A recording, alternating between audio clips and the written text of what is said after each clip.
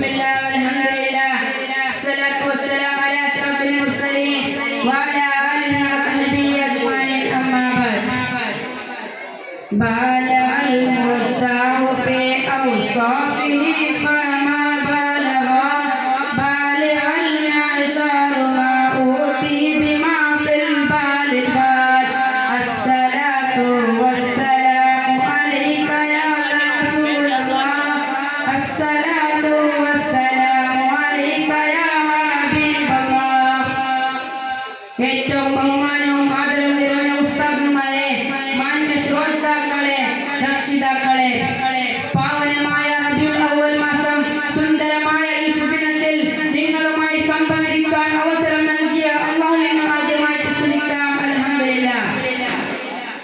ഏതൊരു വ്യക്തിയെ സംബന്ധിച്ചിടത്തോളം അവന്റെ ജീവിതത്തിൽ സ്വാധീനം ചെലുത്തുന്നത് ഒന്നിരിക്കൽ അവന്റെ മാതാപിതാക്കൾ, ഗുരുഹിരന്മാർ, സുഹൃത്തുക്കൾ, ഇങ്ങനെ ഒരുപാട് വ്യക്തികൾ.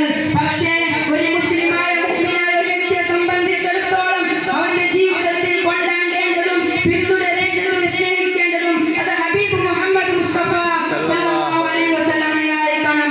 അത് തന്നെയാണ് ജീവിത ലക്ഷ്യം. അല്ലാഹു പറഞ്ഞതായിട്ട് കാണാം, കുന്തു റംസൻ മഖ്ഫിയതൻ ഫഹബതു അൻ ആരിഫ ഫലഖ്ത നൂറ മുഹമ്മദ്. ഞാൻ ഒരു മറഞ്ഞ നബിയായിരുന്നു. എന്നെ അറിയാൻ ഞാൻ ഉദ്ദേശിച്ചപ്പോൾ മുഹമ്മദ് നബിയെ നൂറിനെ സൃഷ്ടിച്ചു.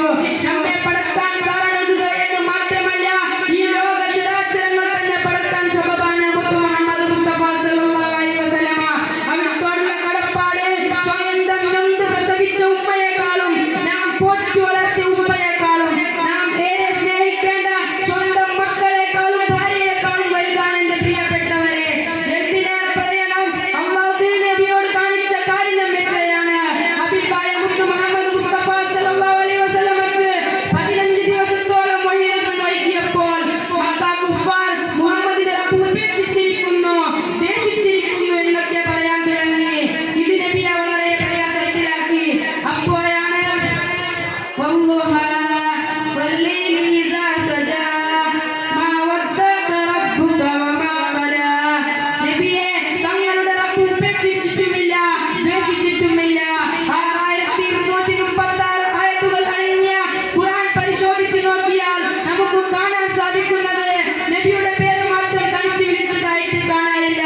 പക്ഷേ എല്ലാ അമ്പിയാക്കളുടെയും പേര് വിളിച്ചത് അവരുടെ പേരുകളെ കൊണ്ടാണ്. യാ ആദം ഉസ്കുൻ അൻത വസൗജുകൽ ജന്ന, യാ നൂഹ് ഇഹ്ബിത് ബിസലാമിൻ മിന്നാ, യാ ഇബ്രാഹിം ഖദ് സദ്ദഖ്ത റുഅ്യ, യാ മൂസ ലാ തഖഫ്, യാ യഹ്യ ഇന്നാ നുബശ്ശിറുക ബിഗുലാമിൻ ഇസ്മുഹു യഹ്യ.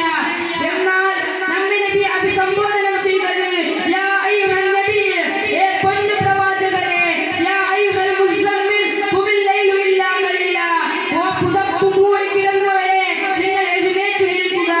യാ അയ്യുഹൽ മുദ്ദസ്സിർ ഖും ഫഅൻദിർ, ഏ മൂടി കിടന്നവരെ നിങ്ങൾ ജനങ്ങൾക്ക് മുന്നറിയിപ്പ് നൽകുക.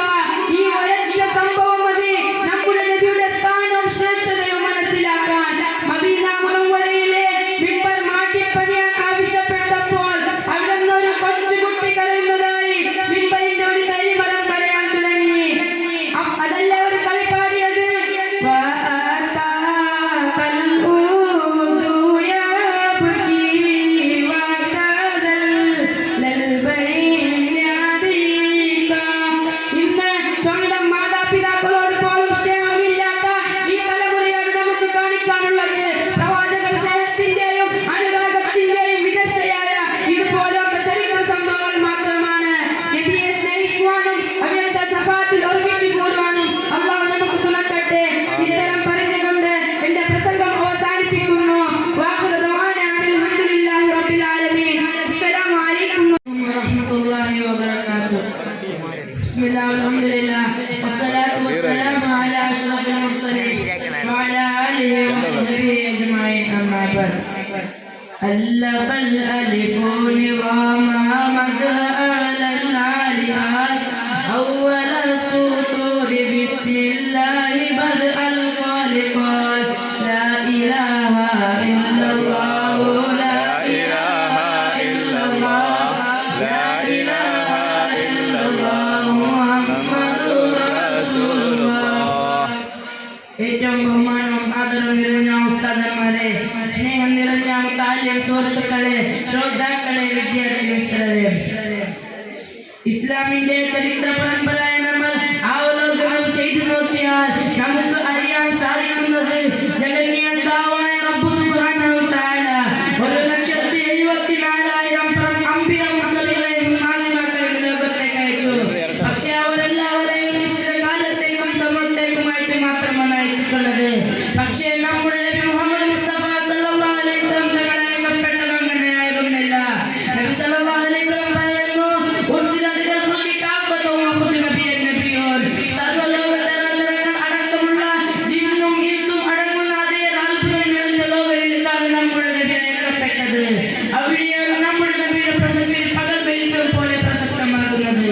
നബി സല്ലല്ലാഹു അലൈഹി വസല്ലം തങ്ങൾ തന്നെ പറഞ്ഞതായിട്ട് നമുക്ക് കാണാം. ഇന്നി ആലിമു ഹജ്ജൻ ബിമക്കത കാന യുസല്ലിമു അലയ്യ ഖബ്ല നുബുവത ഇന്നി ആലിമുൽ ആൻ.